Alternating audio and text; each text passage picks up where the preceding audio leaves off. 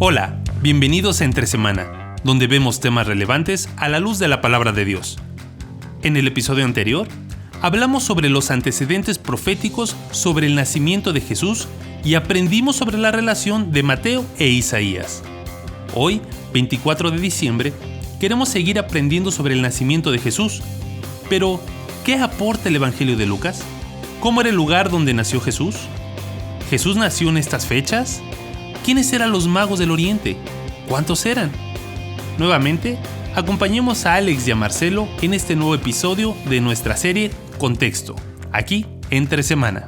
Feliz Navidad a todos los que nos escuchan. El 24 de diciembre es el día que toca hoy.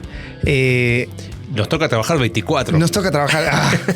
Yo parando mi tiempo de descanso para llegar con ustedes, pero estoy dispuesto a hacerlo. Gracias por acompañarnos el día de hoy. Empezamos la semana pasada con contexto de Navidad, ¿no? Sí. Seguimos en esta serie de contexto hablando estudiando un poquito más todo lo que hemos hablado de contexto en el capítulo, en el libro y en el contexto mayor, y aplicarlo a los relatos del nacimiento de Jesús, ¿no? Y aprendimos ahí de la profecía de Isaías capítulo 7, ¿no? Sí, y cuántas cosas al no tener ese contexto, hay cosas que se nos pasa, que no lo percibimos como se debería. Y una de las cosas hermosas es cuando tú entiendes esto, ves cómo encaja en la historia mayor que Dios está contando con la humanidad. Y era increíble, Marcelo, escuchar cómo tú terminaste esa parte diciendo que el énfasis era Dios con nosotros y cómo Él ahora es parte y entra en la historia humana, no como un Dios alejado, como un Dios frío, como un Dios que vive en otra dimensión, sino que un Dios que se la juega con la humanidad. Así es. No solo se acercó, se hizo uno de nosotros. Eso es. Hay una enorme diferencia entre una cosa y otra. Sí. Pero bueno, sigamos con los relatos navideños, más hoy 24. Capítulo 2 de Lucas. Okay. Parece que vamos a capítulo 2 de Lucas. Estuvimos en Mateo la semana pasada, vamos a Lucas. Y en Lucas capítulo 2, Lucas da el relato de lo que nosotros generalmente vemos, lo que vemos en qué sé yo, en centros comerciales, en plazas del el pesebre, ¿no? Los animalitos. Los pastores, los magos, sí. Los reyes magos. Los reyes magos. 3 y 1 morocho. ¿No? Con los regalos. El Melchor, Gaspar y el negro Baltasar. Nunca me aprendí los nombres. Pero bueno, veamos qué dice Lucas 2. En cuanto al nacimiento de Jesús. Dice, aconteció en aquellos días que se promulgó un edicto de parte de Augusto César que todo el mundo fuese empadronado. Este primer censo se hizo siendo Cirenio gobernador de Siria e iban todos para ser empadronados cada uno a su ciudad. O sea, empieza a haber un movimiento en Israel, ¿no? Donde para hacer estos censos tenían que ir a su ciudad, a la ciudad donde habían nacido. Donde habían nacido, wow. ¿No? Entonces, dice, y José subió de Galilea, de la ciudad de Nazaret, a Judea. ¿Por qué le llaman subió? Porque Jerusalén estaba en colinas. Sí, ¿no? aunque estaba al norte, nosotros vemos los puntos cardenales, pensamos así, está arriba. No, pero claro. Esto se hace referencia a la altura. A la altura. Entonces va del norte, donde vivían en Nazaret, ¿no? Porque habían nacido en Belén, ambos, ¿no? Por cuanto era de la casa y familia de David. Ya lo vimos en Mateo, ¿no? Tanto José como María eran descendientes de David, eran de la tribu de Judá. Por eso Jesús presenta sus credenciales. Pero bueno, ese es otro tema, ¿no? Dice, para ser empadronado con María, su mujer, desposada con él, la cual estaba encinta. Bueno, ya hablamos del desposorio, hablamos que se casaron, etcétera, etcétera, ¿no? Bueno, espera. Tú dijiste algo. Dígame. Tú dijiste en la última que Mateo dice que la recibió. Sí. Que posiblemente significa que se casó. Pero aquí dice que sigue desposada. No dice que sigue desposada. Dice que desposada con él, la cual estaba encinta. Es lo que está relatando Lucas. Claro, piensa esto, que Lucas lo que está haciendo es reconstruir el relato. Lucas tiene una particularidad. Él es un investigador. Él, fíjate cómo empieza su evangelio. Dice, puesto que muchos han tratado de poner en orden la historia de las cosas que entre nosotros han sido ciertísimas. Entonces él, después de haber investigado con diligencia todas las cosas desde su origen, él las escribió. Uno debe, quizás el evangelio de Lucas, a diferencia del evangelio de Mateo, va narrando hechos a través del testimonio de testigos oculares. Si bien él escribe para atrás, claro, en ese momento van desposada con él, la cual estaba encinta. ¿En qué momento hubo o no hubo lo que relata Mateo? No lo sabemos. Okay. Es lo que uno puede inferir del texto de Mateo. Y es interesante que haga la aclaración Lucas, porque muchos los estudiosos creen que Lucas escribió mucho de su material testimonio de María. Ajá. Sí, porque hay cosas que Lucas como que sabe o escribe que nadie más que María sabría. Exactamente, ¿de dónde la sacó? El cántico de María y todo lo demás que aparece en Lucas. Así es. Entonces, ahí es donde uno diría, bueno, pero estos se están contradiciendo o no se están contradiciendo. Son relatos que se complementan porque no necesariamente ambos dan todo el relato completo, ¿no? Simplemente Lucas se queda hasta ahí, que están desposados, y Mateo explica que la recibió, ¿no? Bueno, seguimos. Bien. Pero bueno, buena, interesante. Eso se llama observación contextual, ¿no? Bien. Versículo 6. Dice: aconteció que, estando ellos allí, se cumplieron los días de su alumbramiento y dio a luz a su hijo primogénito y lo envolvió en pañales y lo acostó en un pesebre porque no había lugar para ellos en el mesón. Ahí está, en 2 versículos tenemos un montón de contexto otra vez cultural, qué pasó, ¿no? Dio a luz a su hijo primogénito, ¿no? Otro, también Mateo habla de hijo primogénito, tuvo más hijos, ¿no? Y lo envolvió en pañales. Esa es la costumbre que tenían las parteras de tomar a los niños con largas telas, envolverlos para que mantuviesen el calor y fuesen en las primeras horas. Eso da a entender que probablemente María sí fue asistida por una partera. Y la tradición judía dice que las parteras, aun si caía día de reposo, sí tenían permiso dentro de la tradición judía de ir a ayudar en un alumbramiento. Entonces, el hecho de que haya sido envuelto en pañales no lo podemos afirmar, pero puede ser lo más probable que María haya sido asistida por alguna partera, ya sea del grupo familiar, ahí conocido. Sí, porque que estaban volviendo a su ciudad. Estaba volviendo, seguro habían primos, habían tíos, habían personas que conocía tanto María como José porque eran conocidos. Así es. Ahora dice que lo acostó en un pesebre porque no había lugar para ellos en el mesón. Aquí tenemos que ver qué es la idea común que viene a la mente cuando decimos cómo fue el lugar donde nació Jesús. ¿No? Sí, bueno, yo creo que hay 2 extremos, ¿no? El primero, la tradicional, un pesebre bonito, ahí están los animalitos, hay lugar para María, para José. Demasiado perfecto. Ajá, sí. Los pastores y los reyes magos siempre quedan a los lados del pesebre. Entonces ellos no entran. Pero sí, demasiado perfecto. Después yo creo que hay otro lado que tal vez nace por una resistencia a esa forma de describirlo, que es, no, era un lugar asqueroso, era horrible. Lo más sucio que había. Lo más sucio, olía animal, lo peor de lo peor. Como para mostrar cómo se humilló nuestro Salvador. Sí, ya hacerse hombre ya es suficiente, ya la gracia descendió. Ni lo uno ni lo otro, ¿no? Quizás algunas cosas claves para entender este pasaje es este concepto de lo acostó en pesebre y que no había lugar para ellos en el mesón. Me tocó, o recuerdo en la iglesia donde crecí, que me acuerdo que hacíamos obras de teatro para Navidad, y era como que María y José iban de hotel en hotel preguntando, ¿tiene habitación acá? No. Uy, ¿tiene habitación acá? No. Mira, no tengo el tiempo para explicar, pero la Reina Valera usa la palabra mesón. Otras traducciones no usan esa palabra. Esta palabra no es la que se refiere a hotel, precisamente. ¿Habían tipo hoteles en aquel tiempo? Sí. Fíjate, ¿te acuerdas? El mismo Lucas usa ahí en capítulo 10, en la parábola del buen samaritano, que este samaritano al hombre que fue asaltado lo llevó al mesón. Bueno, en griego no es la misma palabra de capítulo 2, aunque en español se traducen iguales. ¿Ok?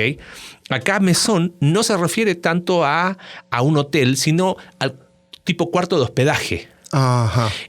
Quiero hacer la precisión solamente porque hay para mí una lección maravillosa. La palabra griega para mesón es catalima, cataluma o catalima, que era una especie como un cuarto de hospedaje. Generalmente las casas, sobre todo en esa zona, tenían un cuartito que usaban para cuando llegaban visitas, para cuando se hacía una fiesta, cuando había un censo. En Jerusalén había muchos de esos. Esa catalima es el lugar donde Jesús hizo, no digo que es el mismo lugar, pero es ese espacio donde Jesús tuvo la última cena con sus discípulos. Ok. Veo que hay un paralelo, es una opinión muy personal, muy interesante entre esos dos acontecimientos. Entonces, lo más probable es que José y María hayan ido a donde sus familiares. O sea, es como, no sé, tú vas a Miami, ahí está tu familia, claro, y ves quién tiene un cuarto de hospedaje para quedarte. Voy a Chile, hago lo mismo, ¿no? Sí, no vas a ir buscando un hotel, vas a ir con tu familia. Con la familia, pero no había quien de la familia los pudiese recibir en este cuarto de hospedaje, en esta catalima, ¿no? Entonces, ¿dónde se fueron? Se fueron diríamos, a la cochera. Ajá. Al garage, no sé cómo le llamarán en distintos lugares, pero donde era el lugar donde no necesariamente estaban todos los animales, pero donde guardaban algunos animales. ¿Ok? ¿Por qué hablamos de que estaban animales? En este tiempo, primero no fue en diciembre, ¿ok? Vamos a hablar de eso ahorita. Cambian la fecha. No. Y algunos toman eso para decir, es pecado celebrar porque no fue en diciembre. Pero tampoco podemos afirmar cuándo fue. Y tampoco importa. No cambia en nada, ¿no? Pero guardaban algunos animales, sobre todo los que no podían estar expuestos. Y en ese lugar era como la cochera. Claro, no era un lugar limpio, tampoco era el último lugar sucio, maloliente. Claro. No era probablemente el mejor lugar para nacer. Es lo que tú dices, y me encanta cuando usas esa frase, es el mundo al revés, ¿no? O sea, el rey, el creador del universo, vino al lugar más sencillo para nacer, ¿no? Sí, obviamente no era el lugar donde uno quisiera dar a luz, pero sí, tampoco vayamos a un extremo para decir, no, era una zanja sucia, claro, donde se metió. Creo que es entender de que Jesús en su nacimiento pasó tan desapercibido de que no iban a hacer ni siquiera el espacio en la casa de su familia. Le pusieron en la cochera literal para que diera luz. Y creo que es interesante porque la llegada de Jesús tomó el mundo de sorpresa. Y creo que eso es lo que podemos rescatar, ¿no? Sí, totalmente. Y ¿sabes qué sería interesante solamente como mención? Lo que sigue, ¿no? Porque verso 8 dice, había pastores en la misma región que velaban y guardaban las vigilias de la noche sobre su rebaño. Bueno, por eso decimos que no fue diciembre. Ok. Porque en la noche se congelan. O sea, diciembre, en la época más fría, en Medio Oriente, como acá, al menos en México, estamos en el hemisferio norte, no pasaban la noche. Ahí se guardaban. En ese tiempo buscaban forraje. No estaban en la noche cuidando, porque se hubiesen congelado. 2, hacer censo en esa época, los caminos se cortaban, producto del frío. No sería práctico. No era práctico en esta fecha. ¿Cuándo fue? No tenemos idea. Después pero sería posiblemente especulación. Sí, uno podría especular abril, mayo. Algunos piensan que por ahí, otros dicen que septiembre, y ya es teorías que no vienen al caso, ¿no? Lo interesante es que estos pastores, dice que aquí se les presentó un ángel del Señor y la gloria del Señor los rodeó de resplandor y tuvieron gran temor. Y el ángel les dijo, he aquí doy nuevas de gran gozo que será para todo el pueblo, porque os ha nacido hoy en la ciudad de David un Salvador, que es Cristo el Señor. Y esto va a servir de señal. Hallaréis al niño envuelto en pañales, ¿ok? O sea, recién dado a luz, esa es la idea, y acostado en un pesebre. Lugar conocido para ellos, porque es donde guardan los animales, claro, ¿no? Entonces apareció un ángel y empiezan, y ahí llegan estos pastores, verso 15, pasemos pues hasta Belén, estaban en las afueras, ¿no? Es interesante, pastores, claro, Belén era el lugar que estaba muy cerquita de Jerusalén, era una de las aldeas, de las principales, que proveía los animales para el sacrificio, ¿no? En el templo. Es interesante, ahí nació el Salvador, pero es muy, o sea, llama mucho la atención que ahí era el lugar de pastores. Claro. ¿Okay? Por eso había pastores, esa es la razón, porque era el lugar donde había pastores. Sí, y es interesante cómo es que los ángeles aparecen a pastores. O sea, no aparece a la gente importante, a la gente, no, o sea, y es creo un reflejo del ministerio mismo de Jesús, apareciéndose y mostrando su gloria entre personas comunes y corrientes. Dice, y vinieron pues, verso 16 del capítulo 2, apresuradamente llegaron a María y José y al niño acostado en el pesebre. Y al verlo, no mencionan a los magos acá, no los vieron. Es que ellos estaban al otro lado del pesebre, siempre. Entraron por la derecha. ¿No? Dice, y al verlo dieron a conocer lo que se les había dicho acerca del niño, y todos los que le oyeron se maravillaron de lo que los pastores les decían. Pero María guardaba todas estas cosas, meditándolas en su corazón. Por eso hablábamos de María, ¿no? Que fue probablemente una de los que dio más información a Lucas. Y volvieron los pastores glorificando y alabando a Dios por todas las cosas que habían oído y visto, cómo se les había dicho. Interesante lo que mencionabas, ¿no? El lugar desapercibido y cómo encontró a estos pastores llenos de fe que creyeron en lo que los ángeles les decían. Sí, ¿no? Sí. O sea, ok, vamos recapitulando. Nace Jesús entonces en un lugar que no es el lugar que quizás tradicionalmente imaginamos, tampoco es el lugar lo más horrible. Es un lugar sencillo, sin ninguna pretensión, donde están dos jóvenes siendo testigos del milagro más grande, ¿no? Y donde llegan los pastores. Sí. Bueno, volvemos a Mateo, porque Mateo nos da el relato de... Mateo habla acerca de los magos. De los tres reyes, de los magos, ¿no? Bueno, los magos, dice en capítulo 2, versículo 1, vinieron del oriente unos magos diciendo, ¿dónde está el rey de los judíos que ha nacido? Ahora, creo que lo primero que hay que enfatizar es esto de magos. No es que ellos hacían... Magia o algo. ¿No? Los magos para Medio Oriente, algunos creen que venían de Babilonia, de toda esa área. Eran las personas sabias. Un mago era Daniel. Daniel estaba entre los magos. Entonces eran personas que se dedicaban a estudiar, a mirar. Estos parecen que eran... astrónomos, astrólogos, a eso siempre se iban juntando en aquel entonces. Entonces ellos se lo pasaban estudiando las estrellas, y cuando aparece una estrella nueva, ahora la verdad la Biblia no explica cómo es que ellos llegan a esta conclusión de que el rey de los judíos nació porque vieron la estrella. Pero hay muchas especulaciones y no vale la pena hablar, pero que probablemente hasta en tiempos de Daniel y que hubo mucha influencia. Piensa que estuvieron 70 años judíos, y más los que se quedaron, y que hubo toda influencia en esa zona, y algunos toman algún pasaje ahí de números, donde habla de que la estrella de Judá, algo ahí creo que es números 24 que habla de eso, pero no deja de ser especulaciones. El tema es esto: los sabios, ¿no? Que podría ser otra forma de entender a estos magos, estos sabios de Oriente, entendieron que tenían que ir a Belén, ¿no? Sí. ¿Correcto? Sí, ellos entendieron que tenían que ir a Belén. Y algo interesante siempre me llama la atención. O sea, perdón, a Belén. Bueno, entendieron que tenían que llegar a Jerusalén. Llegan a Jerusalén, ¿no? Y hacen la pregunta. ¿Dónde? ¿Y dónde van a ser? Y siempre a mí me llamó la atención de que, dice, los escribas del pueblo... respondieron, dijeron, en Belén. Sí. Como dice el profeta, y como que no le dieron importancia.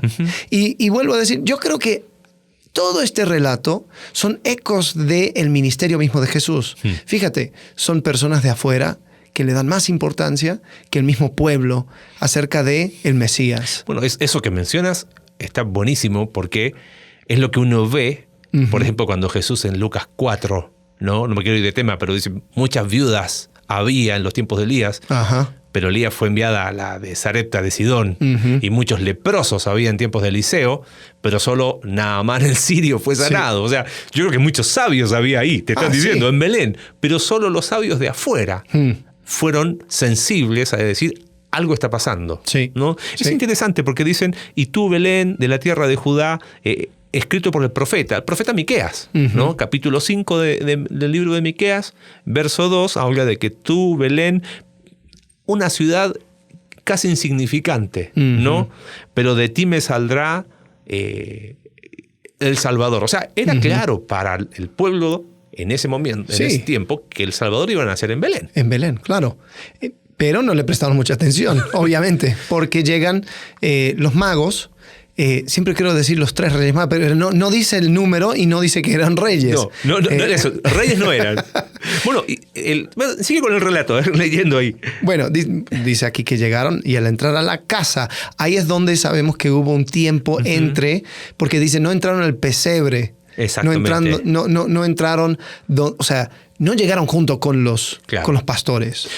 Tampoco significa que pasaron muchos años después. No, y posiblemente estaban en el mismo lugar. Quizás ya le dieron un ascenso, ya que vieron que ahora son 3, quizás le dieron un cuarto. ¿Quién sabe? No pasó mucho tiempo, pero tampoco fue inmediatamente. Fue el mismo día de los pastores. Correcto, porque cuando Herodes manda a matar a los niños, para estar seguro, él manda a matar a todos los niños que tenían 2 años para abajo. Entonces, había un margen. Posiblemente era, no sé, semanas, meses, quién sabe. Mira, al menos 40 días estuvieron por ahí, porque acuérdate que fueron al templo. Ajá, al rito de la purificación, primero la circuncisión, después la purificación. Entonces, al menos estuvieron meses en esa zona, ¿no? Sí. Y ellos dan regalos, dice, postrándose, lo adoraron. Entonces, estos magos sabían que lo de Jesús era algo distinto, porque lo adoran. Interesante eso. Sí. Le dan tesoros, oro, incienso y mirra. Ahí están los 3. Bueno, esa es la razón por los 3. Esa es la razón por los 3. Ojo, bueno, está bien, vamos a... Pero puede ser que hayan sido 3, como puede ser que hayan sido más. O sea, el tema es, no se puede dogmatizar diciendo que fueron 3, ni tampoco se puede dogmatizar diciendo no fueron 3. No sabemos. No sabemos. Lo que sí sabemos es que, como dijiste tú, lo adoraron, ¿no? Y presentaron regalos que eran regalos reales, que indicaban realeza. Eso es muy interesante por el libro. Mateo es el libro que habla de la realeza de Jesús. Todo el tema de Mateo es mostrar que Jesús es el rey. Por eso capítulo 1, genealogía. Mira, aquí están mis documentos. ¡Paf! ¿No? Capítulo 2... llegan estos sabios y le dan regalos reales, ¿no? Después viene todo su... ¿Y cuál es el programa de este rey? Capítulos 5, 6 y 7, el Sermón del Monte. Aquí está, mira, toma. Así viven los ciudadanos de este reino. Y todos los relatos, todas las cosas que va hablando Mateo tienen que ver con la realeza de Jesús. Y por eso es muy interesante el que mencione oro, incienso y mirra, porque es el reconocimiento de que quien ha nacido es el verdadero rey. Y es lo que ellos llegaron preguntando, ¿dónde está el rey? Pero no era cualquier rey. Claro. ¿No? Para ellos era, esto es único. ¿Qué creían los sabios? No tengo idea. Pero hicieron lo que quizás el pueblo que conocía la Biblia, o que conocía el Antiguo Testamento, no hizo. Sí, le dieron más importancia estos extranjeros que los mismos escribas, que lo sabían y lo tomaban por hecho. Sí, en Belén, decía. Y algo curioso también llama la atención. Versículo 12 dice, siendo avisados por revelación en sueños que no volviesen a Herodes, regresaron a su tierra por otro camino. También Dios les hablaba de una manera particular. Les va mostrando algunas cosas y Herodes, ahí él queda sin saber y por eso mata a todos los niños. Entonces es igual, el reino invertido. El usurpador es Herodes, el que está en el trono, y el rey verdadero es el que nace en un pesebre, pero el que es adorado, el que es reconocido, es el que nace en condiciones bajas. Entonces, todo está al revés en este relato. ¿No crees que hay un un lindo mensaje pensando que hoy, 24 de diciembre, cada familia quizás o las personas van a estar recordando a su manera Navidad, y para algunos es un tiempo familiar, para otros es un tiempo de regalos, para otros es un tiempo de comer, para otros es un tiempo de emociones tristes. Evoca 10.000 cosas Navidad, sí, conforme a contexto, a situaciones vividas. Pero qué interesante lo que mencionas, ¿no? El reino al revés sigue. Y lo que no se hace es lo que debemos hacer. Es qué linda oportunidad para adorar. En vez de estar diciendo, bueno, que no fue el 24, que sí, que Constantino lo hizo y que la fiesta era una fiesta pagana. Redimir estas fiestas a la luz del acontecimiento original nos invita a eso, sí, a tener esa actitud de estos sabios que ellos, me encantó el paralelo, los que sabían no hicieron nada. Pero aquellos que creían lo poquito que sabían, sí, lo creyeron. Y actuaron. Pues fe siempre te va a impulsar a actuar. Vieron una estrella, dijeron, ¿sabes qué? A, B, C, vamos. ¿Y cuántas personas teniendo todas las cartas sobre la mesa, sabiendo todo lo que deberían hacer, no lo hacen, no actúan? Entonces, creo que tenemos un desafío y una manera diferente o más bien apegada al texto de ver este acontecimiento y cómo está conectado con absolutamente todo.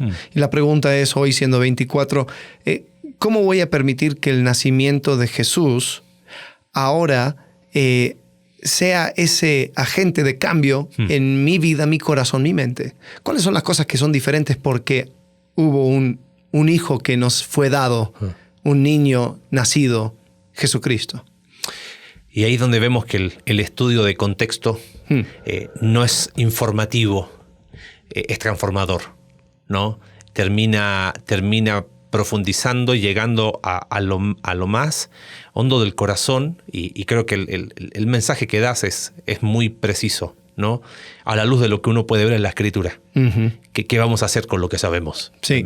Me voy a quedar del lado del escriba que sabía todo el detalle y no hizo absolutamente nada, o del lado quizás de estos sabios, de los pastores, gente sencilla, pero que con lo que sabía, lo creyó y actuó conforme. Ahí yo creo que queda servida la mesa espiritual para saber cómo vamos a tomar este día 24, como dijiste recién, ¿no? Lleno de muchas cosas, pero que a la luz del contexto de la Escritura es una invitación a verlo en su contexto, cambia, ¿no? Sí. Cambia absolutamente el sentido. Totalmente. Así que, bueno, esperemos que pases una linda Nochebuena, Navidad, disfruten y nos estaremos viendo el próximo jueves. 31. 31 ya, terminando el año.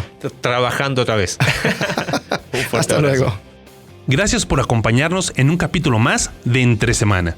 Recuerda que puedes seguirnos a través de nuestra página web, Iglesia Conexión Vertical /Entre Semana, Spotify, Apple Podcast y Google Podcast. Hasta la próxima.